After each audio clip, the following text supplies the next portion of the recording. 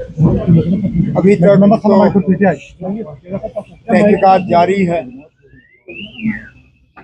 लेकिन इतने सारे घर, इनको नीचे रखिए, नीचे रखिए, नीचे रखिए। ठीक चल रहा था बड़े अफसोस की बात है कि इस हादसे में इतने लोग अपनी कीमती जानें गंवा गए। उसमें पुलिस के, FSL, सिविल इंतजामिया के और वो लोग भी जिनका हुकूमत से कोई खास लेना देना नहीं। एक बेचारा टेलर, फोटोग्राफर और फिर कई सारे यहाँ अस्पताल में जख्मी। कैसे हुआ, क्यों हुआ, तहकीकात शुरू की गई है। उम्मीद करता हूँ कि जवाब लोगों को मिलेंगे, क्योंकि ये नहीं होना चाहिए। इतनी बड़ी क्वांटिटी एक्सप्लोजिव्स की यहाँ लाई गई, किन हालात में लाया गया, किन हालात में रखा गया, किन हालात में उसको डील किया जा रहा था। अब आहिस्ता आहिस्ता इन तमाम सवालों के जवाब जो है हमें हासिल होंगे, लेकिन फिलहाल मैं तो सिर्फ उन तमाम घरों के साथ हमदर्दी और ताज़ियत का इजहार करने, जिनके इस दुनिया में रहे नहीं, और फिर जो हमारे जख्मी हुए उनका हाल पूछने के लिए मैं बिलखसूस यहाँ अस्पताल वालों का,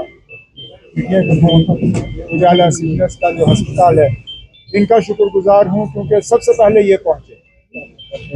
इन्होंने टेलीफोन का भी इंतज़ार नहीं किया, खिड़की से देखा कि एक्सप्लोजन हुआ है, आग लगी है, इन्होंने अपना एम्बुलेंस भेजा और सबसे पहले स्पॉट पे इनकी टीम पहुंची और इन्होंने जख्मी लोगों को निकाला। आज भी कई सारे जख्मी इनके अस्पताल में इलाज हासिल कर रहे हैं। 4 लोग इनके ICU में हैं। उम्मीद करते हैं कि ये सारे जो हैं इनकी सेहत ठीक होगी और उनको घर वापस भेजा जाएगा।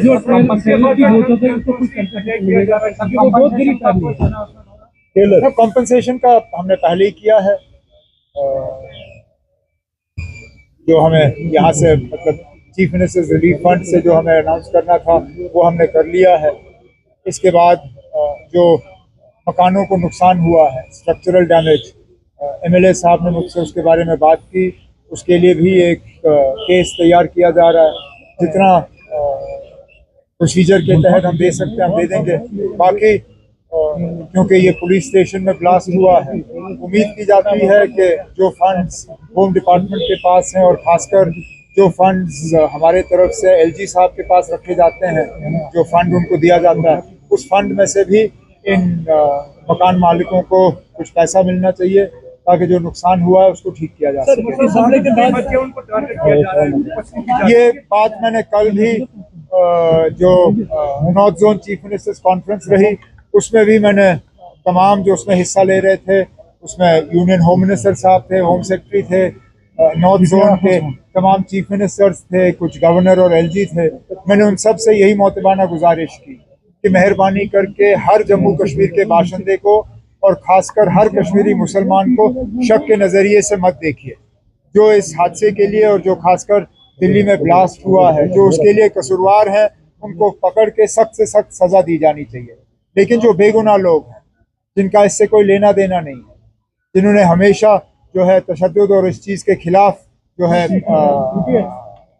है अपनी आवाज़ बुलंद की, उनको मेहरबानी करके इस दायरे में मत लाइए। ये मैंने बात की है और उम्मीद करता हूँ कि इस बात पे अमल होगा। सर, जो टेलर की फैमिली है वो चाहते हैं कि कोई हमें पुलिस में नौकरी मिलनी चाहिए, क्योंकि ये बेगुनाह था, उसको दिया था। टेलर वो तो मिलना ही चाहिए, वो तो मिलना ही चाहिए।